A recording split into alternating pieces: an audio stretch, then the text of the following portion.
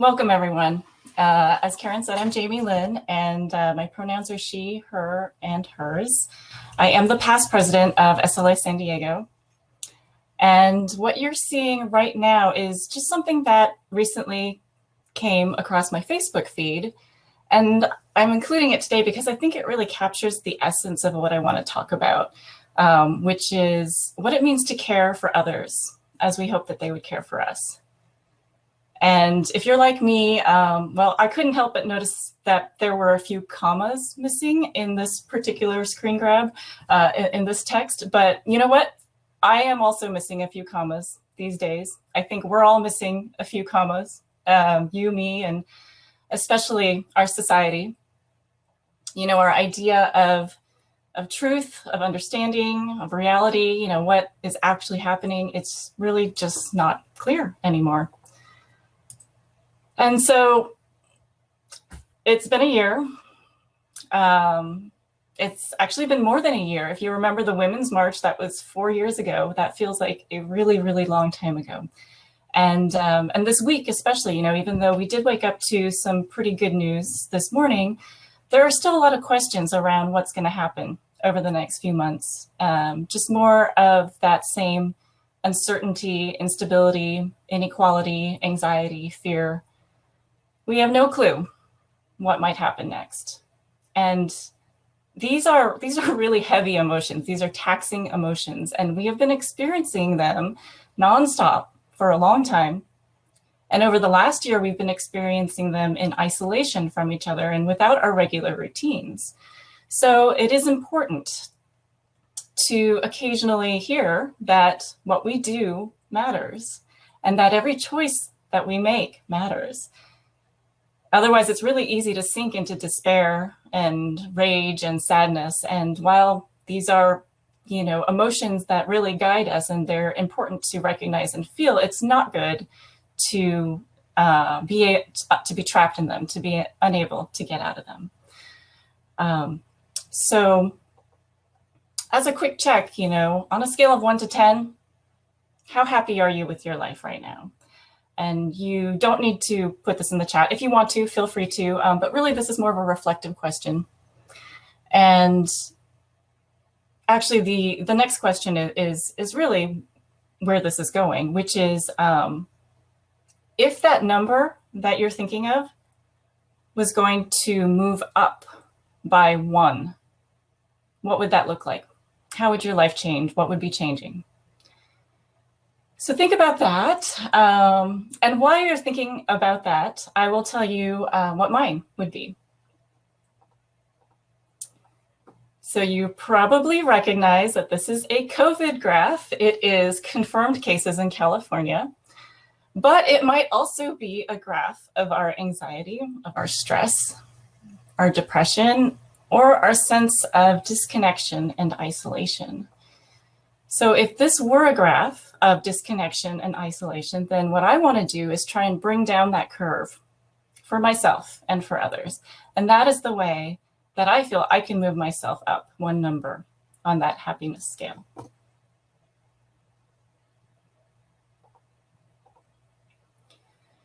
So this morning, I would like us to make room to acknowledge our disappointments, because there are many. There are very, very many, but I also want to focus on our hopes. This phrase, finite disappointment and infinite hope, it's from Martin Luther King Jr., and he was talking about setbacks in the civil rights movement. We are still seeing those setbacks. This fight is clearly far from over. And this election has really demonstrated too, just how far we have yet to go. So how do we get there? You probably know about the comparison of history as a pendulum swinging back and forth, right and left, progress, regression, good times, dark times. And we certainly seem to be on the extreme end of things right now, where everything seems like it's going backwards. Just everything is continually backwards. But another Martin Luther King Jr. quote describes that inexorable, slow movement towards justice And it doesn't happen because we all sit on our butts and just wait for time to pass. It's because we care, because we are invested, and because we can imagine a better world, a more equitable world. And so what are some of the things, the plot points on that long arc that we as a society have gained over the last 50 years? So some of the things that I came up with, and feel free to add anything that you might think of too, are the Civil Rights Act, the American with Disabilities Act, affirmative action, Roe v. Wade, the Environmental Protection Act, gay marriage, and affordable health care, the ACA.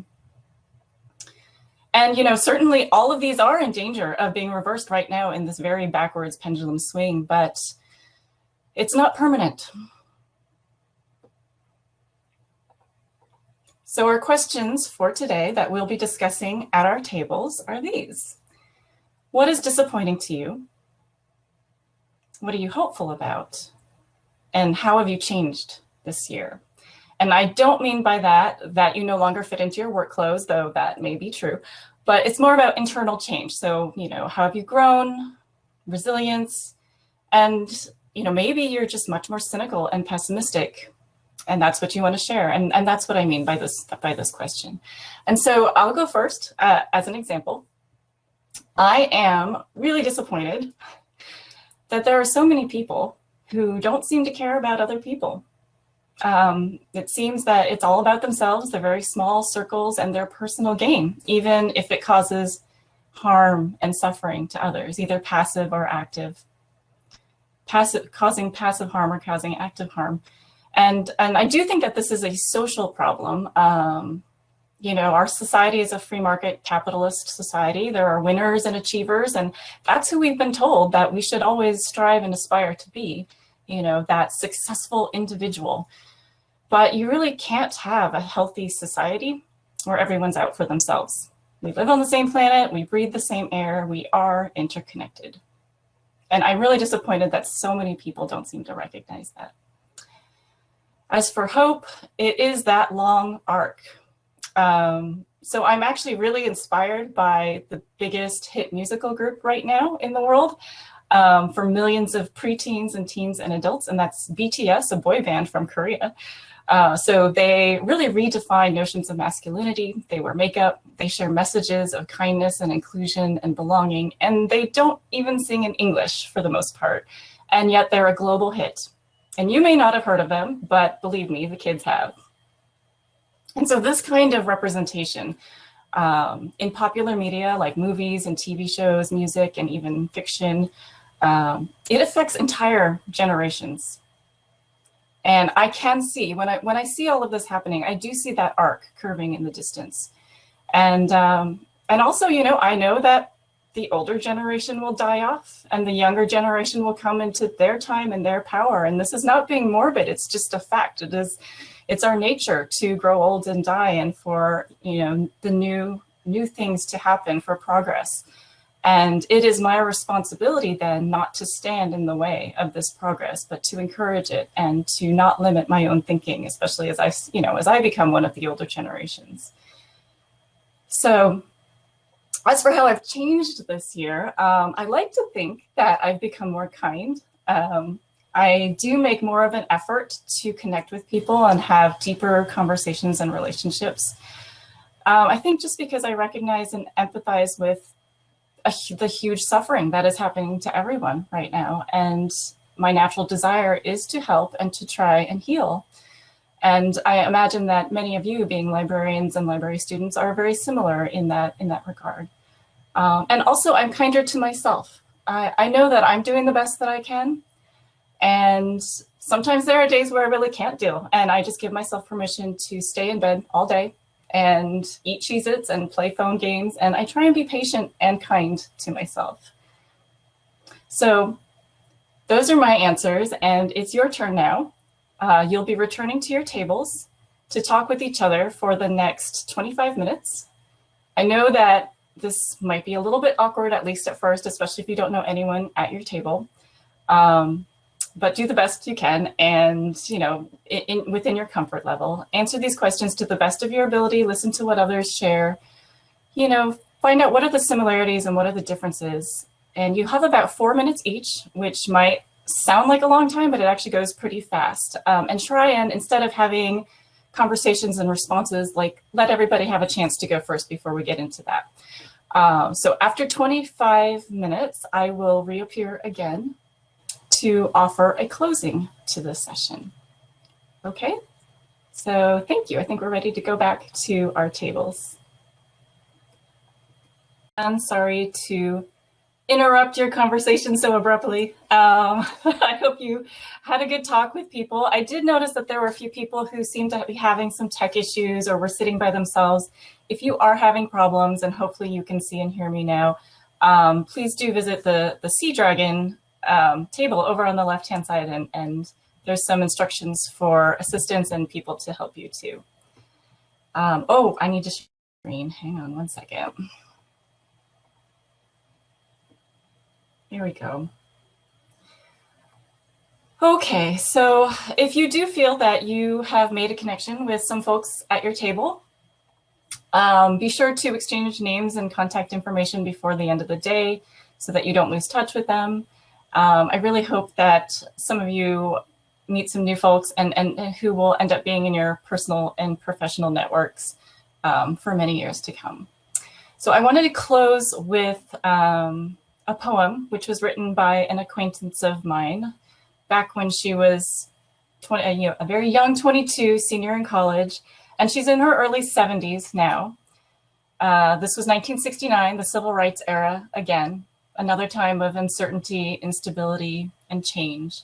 So this poem is over 50 years old, but it still resonates so powerfully with me. In fact, I have it right here. That's how much I like it. So I will, let's see, I'll read from it instead of my slides. My slides are on the other thing. Okay. So The Art of Making Possible by Anne Scheibner. My entrance into the world of so-called social problems must be with quiet laughter or not at all.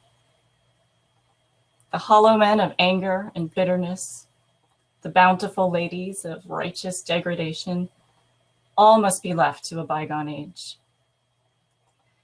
And the purpose of history is to provide a receptacle for all those myths and oddments, which oddly we have acquired, and from which we would become unburdened to create a newer world, to translate the future into the past. We have no need of false revolutions in a world where categories tend to tyrannize our minds and hang our wills up on narrow pegs.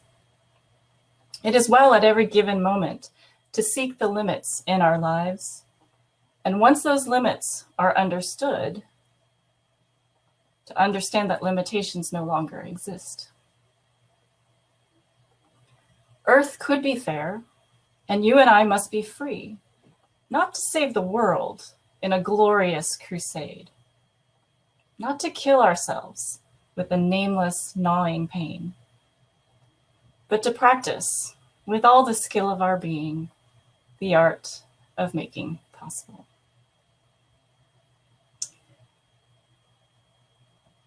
And this poem was first read publicly by a classmate of Anne's, and her name was Hillary Rodham. She shared it with her community at her college graduation. And I do know that not everyone here is a huge fan of Hillary's, but the point of this that I want to make is who is watching everything that is happening right now? Who is learning from our examples, becoming active and engaged, coming into their power, practicing the art of making possible with quiet laughter and not tormenting ourselves with a nameless gnawing pain of never being enough or doing enough or good enough, but to practice this, to hope, to build, and to create. Our communities, Southern California and San Diego, SLA, we are working together to make possible, to make community possible. And I hope that you enjoy the rest of this day and hope that you join us in working on this. So that is it from me. We do have 5 minutes left, and I think, you know, especially knowing that it was a very abrupt transition, I'll send you back. We'll send you back for 5 minutes to your tables. Just to wrap up, maybe, you know, grab people's email addresses or whatever, or take a break, you know, in 5 minutes, we'll start with our next session. So in closing, I just want to say, may you be safe, may you be healthy, may you be peaceful, may you be joyful. Thank you.